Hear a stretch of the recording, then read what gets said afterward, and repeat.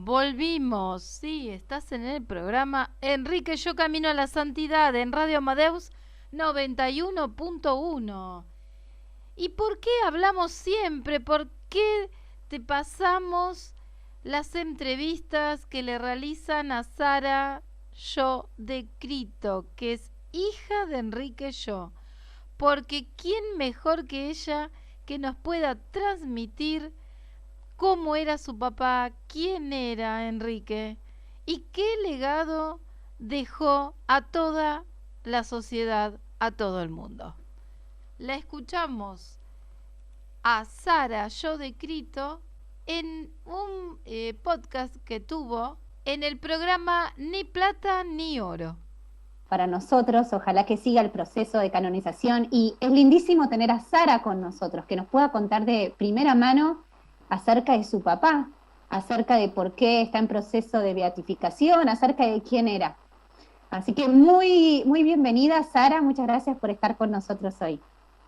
Bueno, muchas gracias por esta presentación, y ya que apuntaste al tema de la causa de beatificación, les quiero contar que el 24 de abril, en el Vaticano, el Papa firmó el decreto de venerable, o sea que ya es venerable. En este decreto había dos padres de familia, una española, madre de 11 hijos, y papá, ¿no?, que fue padre de 9 hijos. Todos los demás eran obispos, sacerdotes, laicos consagrados. Subrayemos la importancia que uno se puede santificar siendo padre de familia, y mucho, ¿no? Y San Juan Pablo II estaba siempre muy impactado con la causa de Maximiliano Kolbe, porque como Juan Pablo II había estado en un campo de concentración, había escuchado hablar de toda esta historia de un sacerdote que dio la vida por un padre de familia. Dijo que el sacerdote era necesario, pero también el padre de familia era muy necesario. Así que hoy estoy apuntando a este tema, y hay que rezar mucho por la pronta beatificación, que según la postuladora, que es muy optimista, piensa que puede ser el año que viene o lo que sea, porque sería el primer padre de familia beatificado de todo Sudamérica, porque hasta ahora el enfoque ha sido sobre el tema del primer empresario que va a ser beatificado. Bueno, eso también es muy importante. Así que son dos roles importantes, y después también es impresionante lo apostólico que fue. Se enamoraba de todas las iniciativas apostólicas que él conocía y las ayudaba. Sara, yo te quería preguntar, ¿quién fue tu papá? Mi papá nació en París porque su papá estuvo trabajando allá 2 años, y volvió a la Argentina cuando tenía 2 meses, así que se registró como argentino, y perdió a su mamá cuando tenía 4 años. Ella había sido como una convertida de adulta. Ella se dio cuenta que su marido no le interesaban estas cosas, y más bien era agnóstico, indiferente. Cuando se estaba por morir, le dijo a su marido: prometeme que vas a educar como católicos a nuestros 2 hijos, y se murió de la gripe española famosa. Mi abuelo cumplió con la promesa, y bueno, lo hizo preparar para la primera comunión.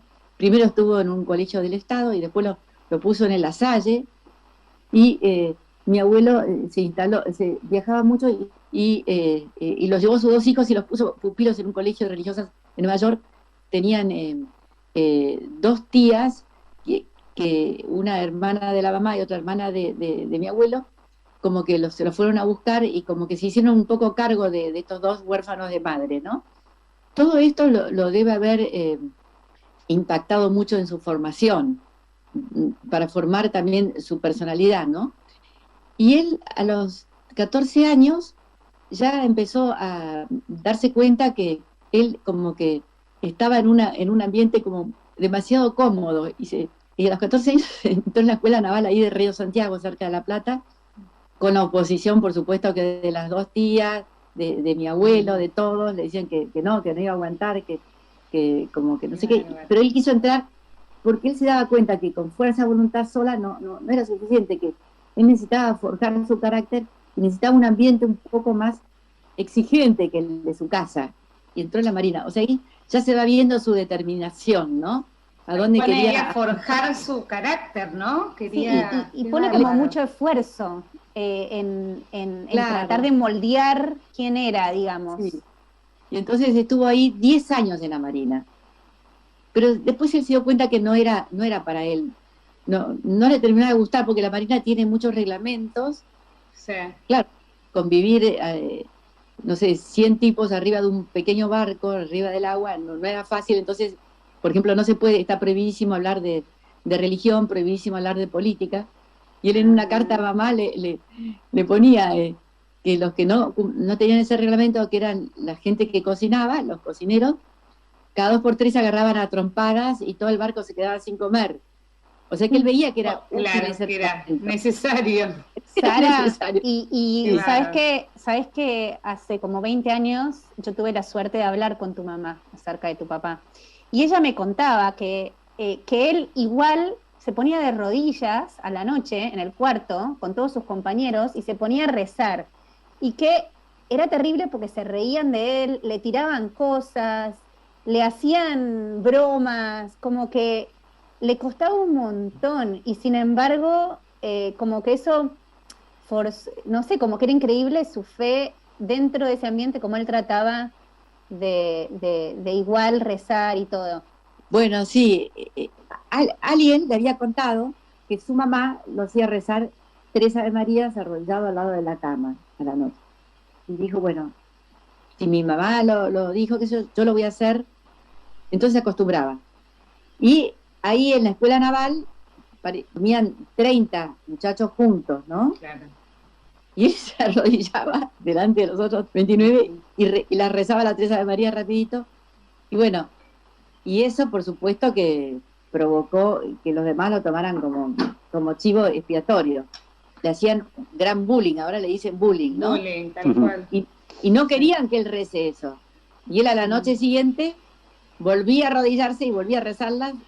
Bueno, un escándalo. Parece que lo pusieron en Berlín para ¿Qué es eso? obligarlo a que no siga rezando esas 3 Ave Marías.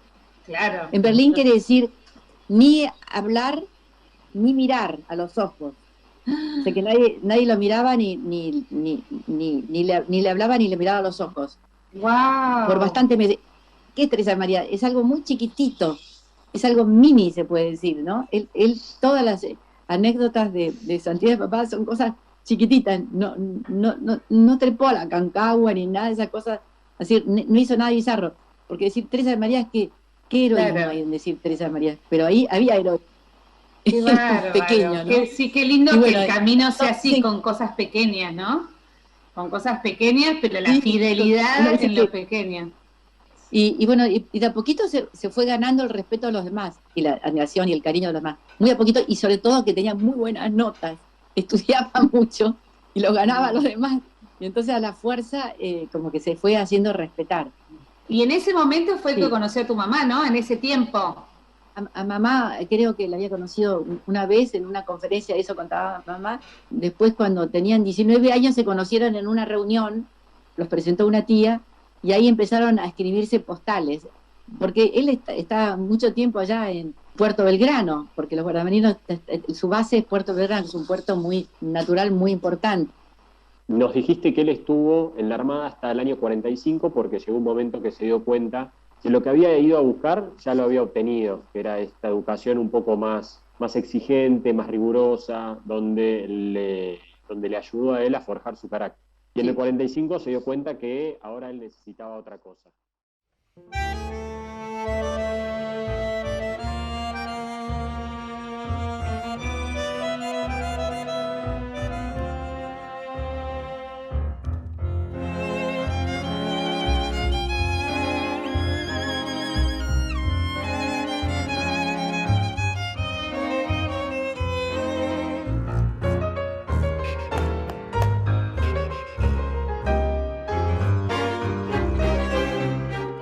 Esta historia no es de un prócer, aunque no es menos estoica, es de un hombre destacado por sus virtudes heroicas. Su madre se fue muy pronto, legándole una fortuna de amores y fe bien hondos, mamados desde la cuna, obrando no tuvo por rival. La ambición no lo enredaba, enfrentando siempre al mal, atenciones prodigaba. Sangre de obrero en tus venas, para la gloria estás listo. Todos somos tus hermanos, hermanos tuyos en Cristo. Por el ojo de la aguja no pasan los dromedarios, palabra de un Dios que anuncia que el cielo no es para otarios. Si el rico niega su mano a los pobres de su tierra, que le queda ya de humano voraz convertido en fiera. Distinto fue aquel valiente que en la marina y la empresa ejerció magistralmente doctrina social de iglesia.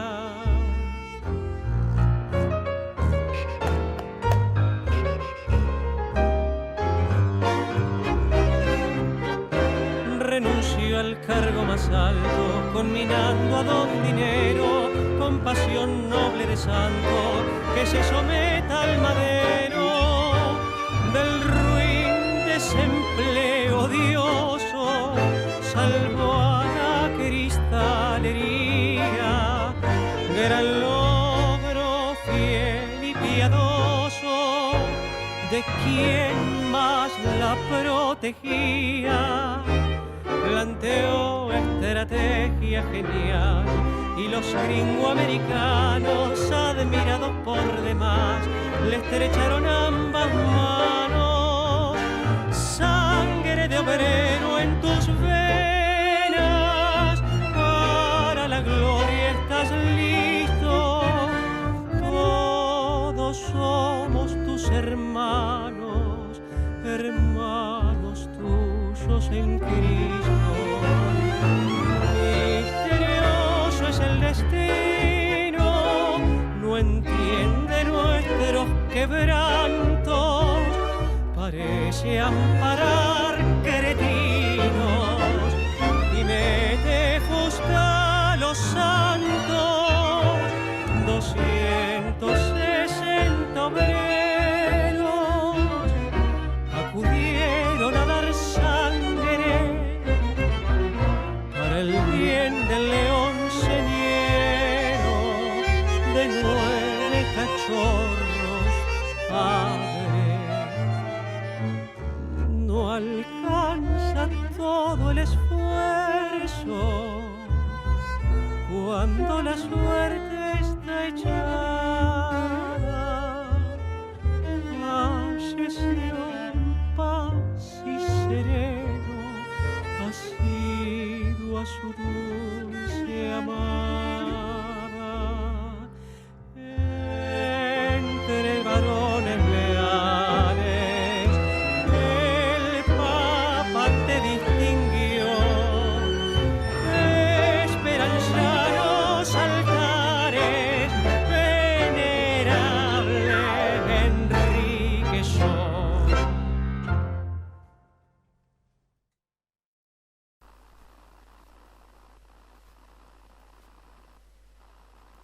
Tenía todas esas limitaciones y él ya tenía un afán apostólico grande y se veía muy limitado, pero por supuesto que no podía pedir la baja porque estaban en plena Segunda Guerra Mundial. O sea, los marinos tenían que patrullar, ¿no? Y entonces, el día que terminó la Segunda Guerra Mundial, ese día mandó un telegrama al Estado Mayor argentino pidiendo la baja. No se la dieron enseguida, demoraron un poco y le insistieron que se quede, pero él ya había decidido, termina la guerra y yo pido la baja. Y para colmo, lo agarró en un barco llegando a Nueva York para ir a estudiar meteorología, que es lo más importante para la Marina, por lo menos en ese momento que no había satélites. Y al llegar allá, pidió la baja y te decían, pero no pides la baja ahora, esperá un poquito, ahora que terminó la guerra, pedí la baja. Si baja ahora, perdés todo. No. Era como una cuestión de conciencia, ¿no? De no poder hacerlo mientras el país lo necesitara realmente. Como que ahí como que hubiera puesto Claro. Los intereses del país y del mundo antes que los propios. Sí, él tenía mucho amor a la patria y bueno, eso se vio porque eligió la Marina y toda esa mística de defender la patria, que ahora es más tecnología, pero en ese momento había que poner el cuerpo, ¿no es cierto? Pero el día que se terminó la guerra dijo, bueno, ya no soy tan necesario acá. Y bueno, y un tío abuelo mío estaba con la cristalería Rigoló y le dijo, ya que estás allá, porque allá antes hacer un viaje era algo tremendo. Entonces, ya que estás allá, hacé, por favor, un curso en vidrio y después entras a trabajar acá en la cristalería Rigoló en Berazategui. Entonces estuve un año haciendo una pasantía ahí en Corning, y ahí nací yo, ahí en Corning. Sara, ahí, cuando estaba en el barco, yo leí que había algunos sacerdotes, había alguien, y se puso a hablar un montón acerca de lo que es la cuestión social, de lo que es el valor del trabajo, de lo que es cuidar a los trabajadores, de equidad, de justicia social, y empezó como a soñar con eso, de tratar de santificarse siendo un trabajador, un obrero. Y cuando llegó a Estados Unidos llegó un poco con esas ideas, entonces como que esta proposición de trabajar en una cristalería no lo convencía, y que ahí fue y que habló con un sacerdote que le dijo, no, vos no tenés, esto me contaba tu mamá, ¿no? Que el sacerdote le dijo, vos no tenés manos de obrero, no pensás como los obreros, vos tenés la preparación y todo para dirigir, y en vez de ser obrero, que es lo que vos querés, vos tendrías que santificarte dirigiendo una empresa. ¿Es así? ¿Fue así? Sí. Bueno, recién contaba de las 13 Ave Marías, que eso es parte de una fe infantil, se puede decir. Él tenía esa fe infantil intacta, pero la fe infantil tiene que madurar y transformarse en una fe adulta, ¿no? Esa conversión le pasó a papá leyendo por casualidad un librito sobre la doctrina social de la Iglesia del cardenal Verdier. Y él ahí se entusiasmó con la doctrina social de la Iglesia y dijo, esto es como acá se hace la integración entre el mundo real, se puede decir, y el mundo teórico de la teología, del trabajo, y el mundo de la catequesis, y el mundo también de la norma de piedad, de la 13 Ave María. Él vio clarito que había una unión en todo. Él veía que en su mundo real, de adulto, de responsabilidad de adulto, él tenía que vivir todas esas teorías de un modo tangible y viable.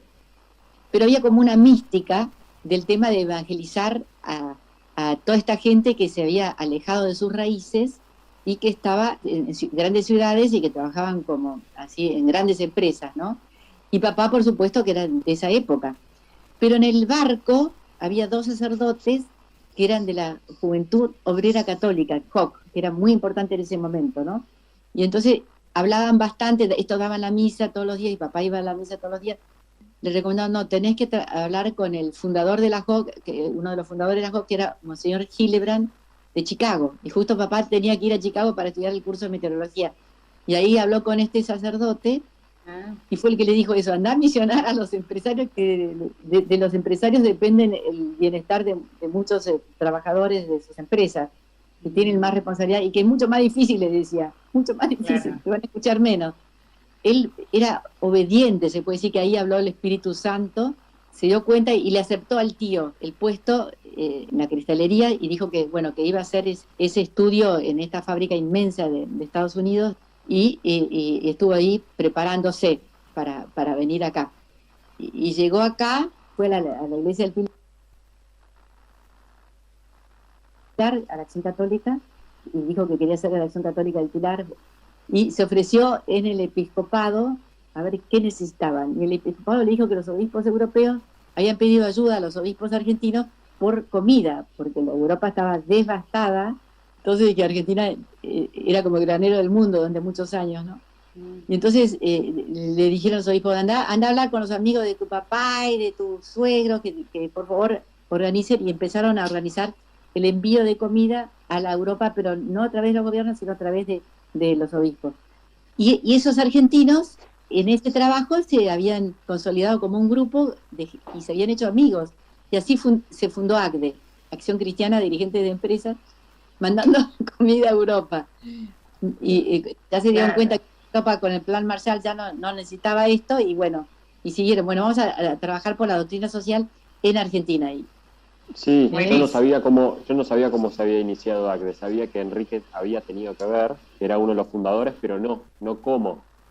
Sabés que, Sara, hablando con tu mamá, ella me contaba que cuando le pidieron a Enrique que organizara estos bolsones de comida, empezaron a hacer una lista, tu mamá y él, decir, a ver, ¿a quién le pedimos ayuda? A ver, ¿qué dirigentes, qué empresarios hay que sean católicos y que quieran ayudar? Y que entonces así fue como empezaron a anotar todos los nombres y empezaron a contactarse y empezaron a ayudar. Y que después se dieron cuenta, como decir, bueno, a ponerse a reflexionar acerca de cuál era su función como católicos dentro de la empresa y cómo poder ser más católicos o más cristianos o más caritativos dentro de la empresa, y así fue como empezaron estas reuniones en las casas. ¡Qué lindo! Una de las personas que entrevisté también es Hernando Campos Menéndez, que era uno de los primeros que estaba ahí con Enrique, y él me contaba que muchas de las reuniones eran en su casa, y que tenían siempre esta inquietud, ¿no? ¿Cómo podemos ser más cristianos? Para mí la clave que él me contaba, que le importaba a Enrique, era cómo puedo actuar, o sea, si mi ocupación tiene que ser mi lugar de evangelización. ¿Cómo puedo evangelizar en mi ocupación? Y que me parece que es un poco lo que vos decías, ¿no? Cuando él trataba de evangelizar a los marineros o la gente en los barcos, o cuando era cadete, y cómo puedo evangelizar dentro de mi empresa cuando soy empresario. Sí, estuviste escuchando la vida del venerable Enrique Yo. Nos tenemos que encontrar la próxima semana. Se nos terminó el programa así de rápido, escuchando todas las anécdotas y todo lo maravilloso que nos quiere contar. Nos encontramos la próxima semana, acá en Radio Amadeus 91.1.